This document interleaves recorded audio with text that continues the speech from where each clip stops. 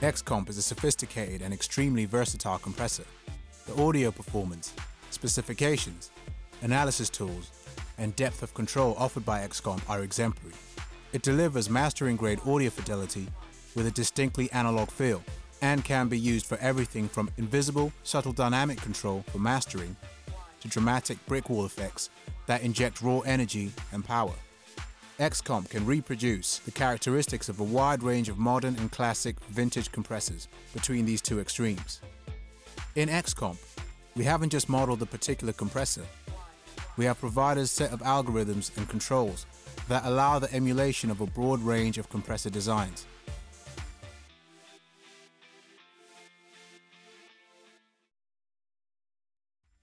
Towards the far left and right of XComp, you have the input and output gain controls, peak and RMS metering, and a dynamic range indicator. Above the input section, you have the in and out button, which provides zero latency bypass functionality. Moving to the main controls of the plugin, you will find 5 controls typical to most compressors. Threshold, ratio, which is continuously variable between 1:1 and 50:1, attack time, release time, and knee.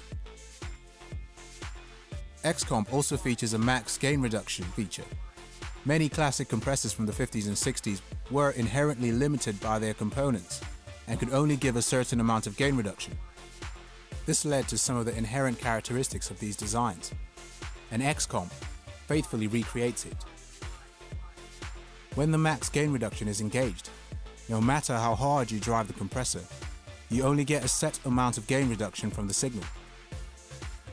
Max gain reduction is a particularly powerful tool, which can be very useful in signals with wide and varying dynamic range. In the center of the plugin is the compressor curve. This graph visually reflects the changes made to the threshold, ratio, knee, max gain reduction, and makeup gain controls. You can also use the pink and green nodes in the graph to change ratio and threshold. The input and output difference meter provides insight into the balance between the louder and quieter activity in a stream of audio, such as a complete music mix. A gain reduction history display shows the current amount of gain reduction and the amount that has been applied over the previous second. The makeup gain control is another typical function found on most compressors and adds gain to the signal after compression to increase its level. The defeat button mutes the compressed signal, so only the portion of signal passing through the bleed-through section is heard. This is to aid the setting up of the bleed-through controls.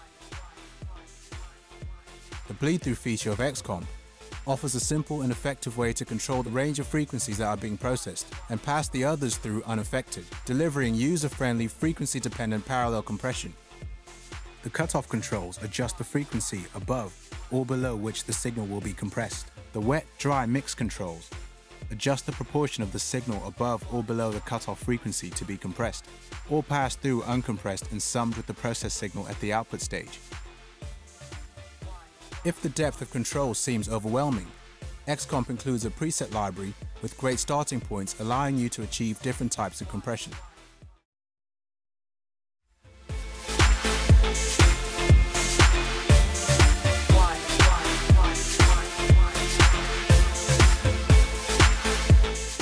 In this track, I have an XComp across my bass synth and lead synths. On the bass, I'm going for an opto compression characteristic because I like the way optical compressors react on bass sounds. I'll start off with the opto preset in the XComp preset folder.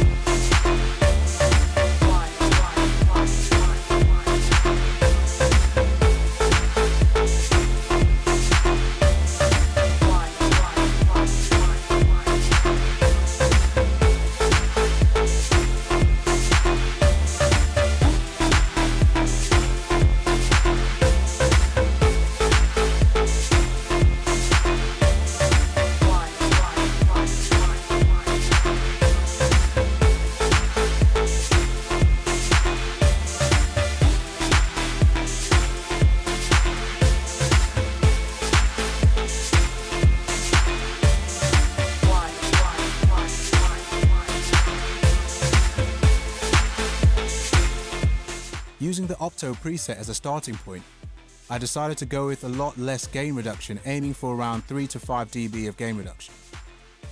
I've also lowered my input gain compared to the preset. I kept my ratio 4:1 and my attack, release and gain reduction the same as the preset. I chose a steeper knee character because I wanted a slightly more aggressive sound once the signal crossed the threshold. The low frequency bleed is the same as the Opto preset, but I decided to bleed some of the edgier high frequencies back into the sound.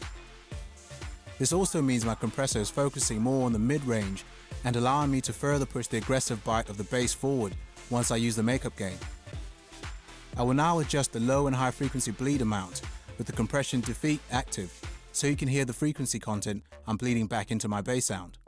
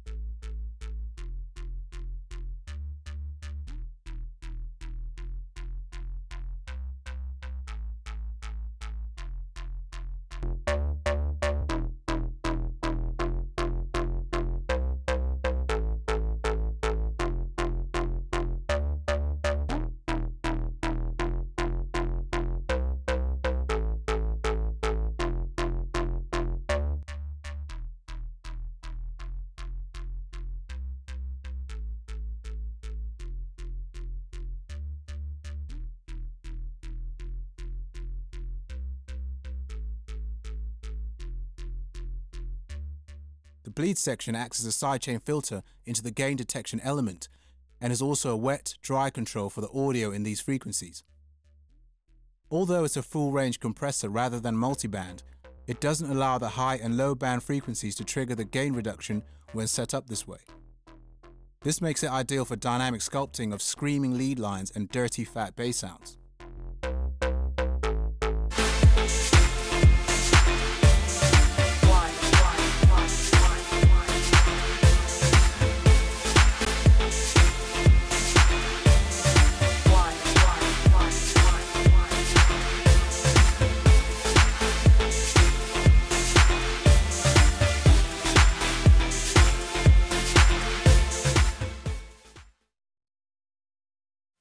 Here on the lead group bus, I'm using X-Comp with similar settings from my bass.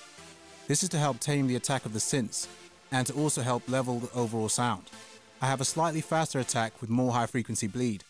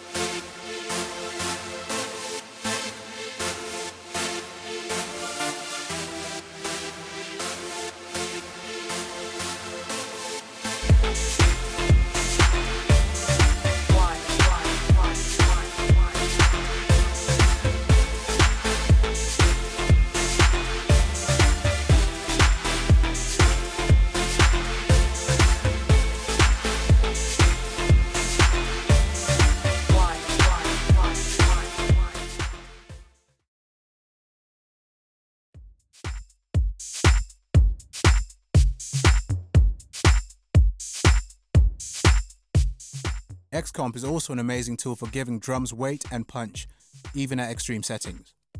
I'll run you through two different X-Comp settings I created for this track, using the X-Comp's AB button. The AB button allows you to quickly switch between two settings. For the first setting, I have a ratio of around 9:1, fast attack and release, and a hard knee setting with a max gain reduction set to 20 dB. I'm getting around 8 to 10 dB of gain reduction.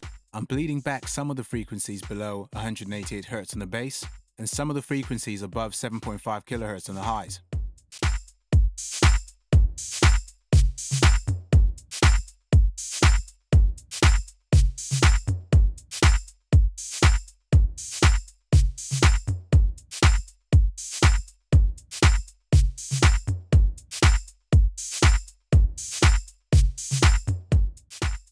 Notice that my Pro Tools meters are peaking at roughly the same level, but the compressed version sounds punchier and livelier.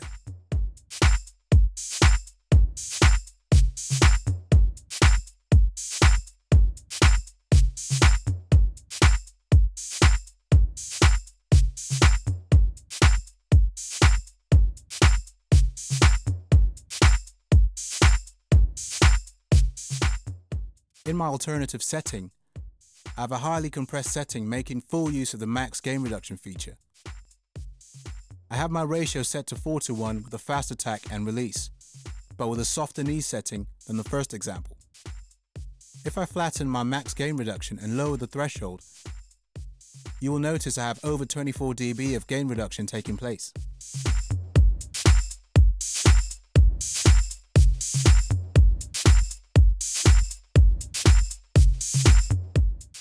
Lowering the max gain reduction to 20 dB brings the punchiness of my transients back, but continues to heavily compress the rest of the drums.